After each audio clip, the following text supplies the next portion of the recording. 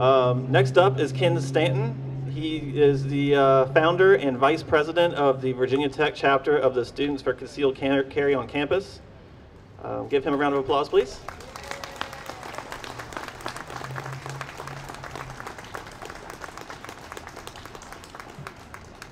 This is not going to work. I'm really not used to standing up on a stage. I teach engineering freshmen, and I like standing down their level, not seeming like I'm the broadcaster of knowledge. But I'll try to deal with this for today.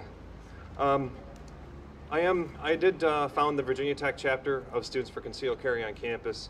I was actually raised in anti-gun New York, so I wasn't used to citizens carrying guns until I got here and found out that you can do that.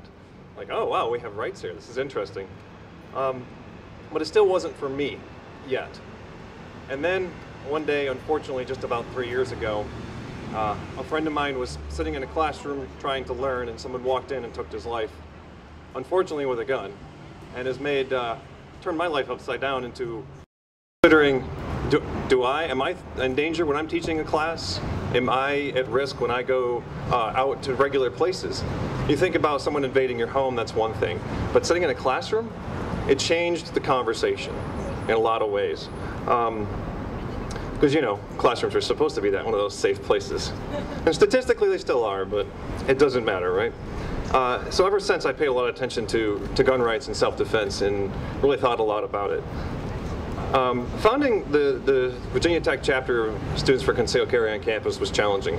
It's the kind of place where people are very sensitive to this issue, and it's hotly contested, and a lot of things are going on. But 3 years later, we've got over 200 members. We base the organization in educational goals, which kind of makes sense being in higher education, right? But not on protesting so much, not on, you know, rah, rah, we're here, but really talking to people, showing what gun owners are, who they are, what we're about. And most often, and this is what I do as an educator as well, is dispelling myths and misconceptions, such as all people who own guns are bad. And we get this image from the news, right? You watch the news at night, some bad person shot another person. You don't ever hear about the defensive stories, the 2 million a year that go on. You don't hear about those on the nightly news. All you hear about the bad guys doing things. The guns kill people. We know the rhetoric. Guns don't kill people, people kill people. Also, this is one of my favorites I hear on campus all the time, is cars have another purpose. So that makes them okay, even though they kill lots of people every year. Really confused by that argument, because guns do have one purpose, to defend lives. And you don't go messing around with a gun. You can go play around with a car, you can take it to the drag strip, you can do all kinds of crazy things with it. You don't do that with a gun. When you're carrying a gun, you know what it's for. I see everyone here is holstered, you got their hands away from it. Nobody's messing around with it. No one's playing with the safety right now, right? We know what to do and what not to do. It's very different. So there are a lot of things like that that we're constantly discussing with people. So we engage in debate. We write newspaper articles for the college papers and otherwise.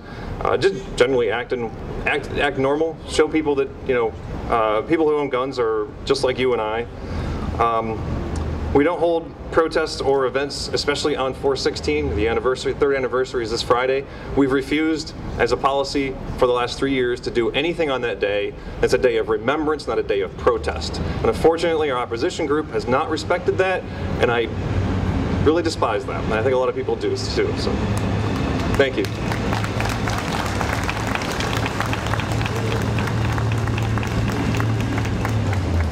And a lot of the university administration have recognized us for that.